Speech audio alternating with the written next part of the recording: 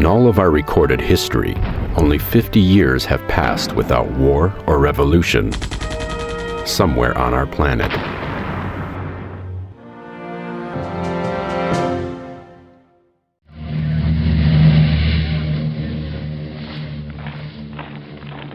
But from where do revolutions come? Russia's Leon Trotsky said, "The fundamental idea of a revolution is that the social structure has become incapable of solving the urgent problems of the nation." Moscow. In the 12 short years between 1905 and 1917, she saw 3 national revolutions. Today, Trotsky's words echo through her streets again, as the city struggles to find answers to her ailing economy. Yet, a new revolution has already begun. A revolution of the Spirit. These students are worshiping Christ in Moscow at the Eurasian Theological Seminary established by the Church of God. Misha, a student now in his 2nd year at the seminary. I am a pastor in Moscow, and it is the capital of our country, and most of the Muscovites, they are very educated people. They ask not simple questions, and they don't like very simple answers. So I hope that the education will help me to give them answers, to help them to come closer to God than they are now. Moscow's Bolshoi Theater is long known as the home of some of the world's most distinguished performers.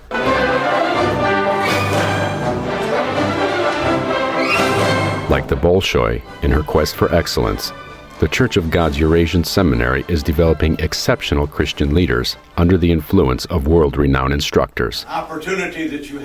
A pastor and theologian in the United States for over 30 years, Dr. J.R. Buskey now travels the world as a biblical instructor for the Church of God. This week, Dr. Buskey delivers a series of lectures on pastoral counseling. The thing that impressed me about the students in Moscow and in other places in Russia is their hunger for the Word of God and their love for the Lord. They come out of a vacuum. From 1917 to 1991, it was an atheistic state.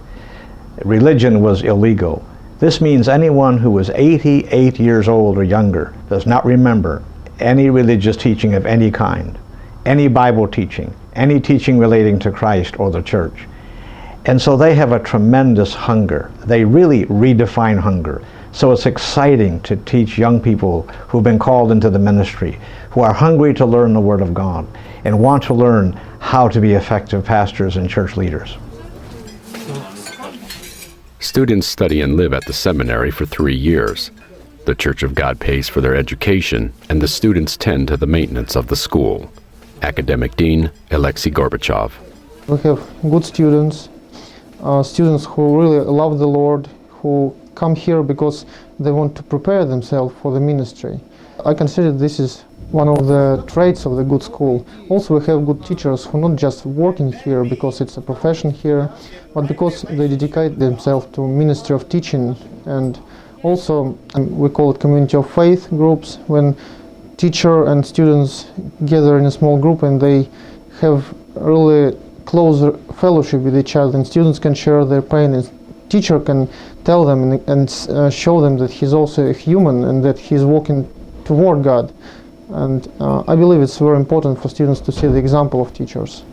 While the classrooms of this school are not the grand halls of a Harvard or Yale, and while there are no extracurricular clubs or fraternities, there is a single focus: the Word of God. President of Eurasian Theological Seminary, Rodolfo Giron. The Bible is the center of teaching in a seminary. You know, we have a theological seminary in a place that we want to prepare ministers. We are not here just to teach theology, you know. We have a bunch of seminaries all over the world teaching theology. We want to train ministers, and we want to make disciples. So discipleship requires the Bible, and I will say it's the central element in our studies. Of course, we have to reflect that in the curriculum and we are working on that. A very strong part of the curriculum has to do with studying the Bible. Just a shell now, this building will become the school's future home in order to accommodate the seminary's growth. The voices from the past that once cried for freedom of society have become the voices of today that sing for the freedom of the Spirit.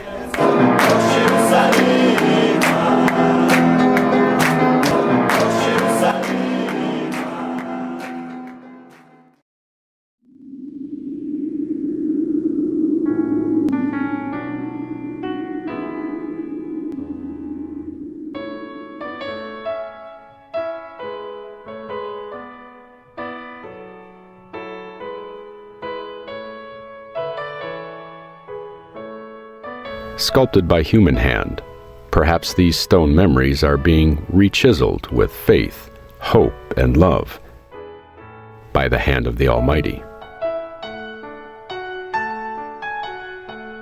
And so it seems these faces of Russia's past are slowly giving way to the faces of her future. God called me and I will go anywhere.